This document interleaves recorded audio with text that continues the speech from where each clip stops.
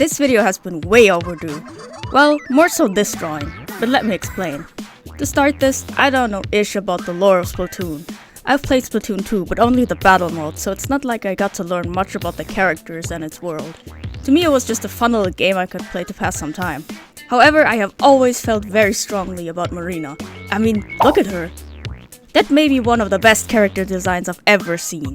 So it was just a matter of time until I would finally draw her. So far that was always just something I put off because I felt like I needed to draw other stuff before, just because it was more popular. Until a while ago, when I was laying in my bed one day thinking to myself, what the hell am I even doing not nerding out about her online? I couldn't take it anymore, so I guess I decided to make this video so I wouldn't explode. So now all of you have to deal with that. Just something about the colors Nintendo chose for her scratches an itch for me. Maybe it's just my monkey brain going, ooh, bright color. But who knows. I am also obsessed with her eye makeup and how she always has this shy, kind smile. She's just so... And yeah, Pearl's cool too, I guess.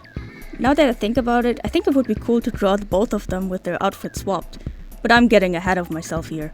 As you can see, I have a lot of ideas, so let me know in the comments if you would like me to draw more Splatoon stuff in the future, and maybe I'll do it. Also, maybe leave a like on this video if you've been enjoying it so far.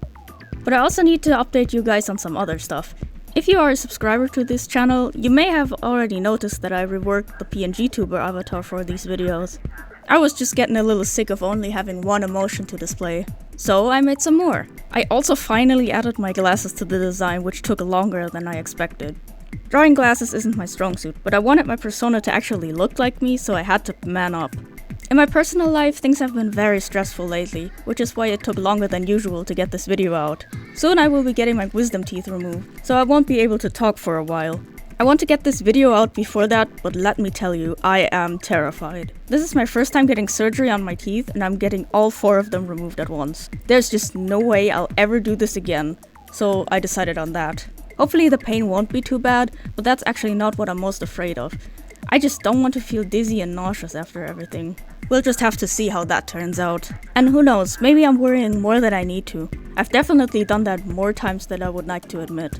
For this drawing, however, I decided to use Krita's perspective tool, which is still pretty foreign to me. It's not my first time using it, but it's not what I imagined it would be. There's always that possibility that I just need to get used to it, or that I'm not using it correctly. When I started working on this background, I was suffering from my usual, let's make this really detailed, only to realize that I bit off more than I could chew later syndrome, if you could call it that. This was my attempt to draw something with lots of colored lights that would reflect on her. Like I said, it didn't work out as planned. I still like the background even if it didn't work out as planned and isn't as detailed. But I still learned something, and I'll take that as a win. As long as I learn a little something each drawing, I'm fine with that. Shading the figure was a little harder than usual because of the colored lights, so this is why my shading process might seem a little all over the place. I just tried to go step by step and also tried to shade her top like it's made out of some shiny reflective material like latex or whatever this top is made of. Eventually I just gave up and decided to do more studies on materials later on. Ayo, possible foreshadowing for an upcoming video? Come to think of it, maybe the shiny material of her clothes is also part of the reason why I like her design so much. Shiny things just appeal to me, I guess. When looking at Splatoon characters, I also like their hair or tentacles, if that's what they are. While playing, I actually always wondered how they cut their hair and if it hurts them. Maybe I'm overthinking this here, but the hair always seemed like separate appendages to me, which made me think. Is everyone just born with one hairstyle that they have to keep their entire life? There's probably just something I'm missing here. Either way, I will be diving into the Splatoon lore soon. I'll just have to really take my time with that since it's way more complicated than I originally thought. I mean, 5 hours is crazy. Guess I already know what I'm doing when I'm resting in bed after my operation. While drawing, I had so much fun drawing her makeup, like I always do. It just makes me feel like those early 2000s dress-up Flash games, where you get to do makeovers, but with my art instead. While making this video, I actually looked at some old Flash games that I used to play as a kid, and that really threw me back. I also looked at some newer ones where you can tell it was just made on a whim, but I kinda love that. It makes me want to create my own, honestly, but with Flash being disabled in 2020, I'm not even sure if that's possible these days.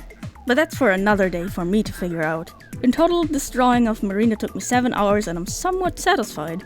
I think it was very fun to draw, even if it was a bit challenging at times. So, what do you think? If you want to keep up with me, not just here on YouTube, you can also follow my socials. All of the links are in the description. I'd love to see you there, and take care!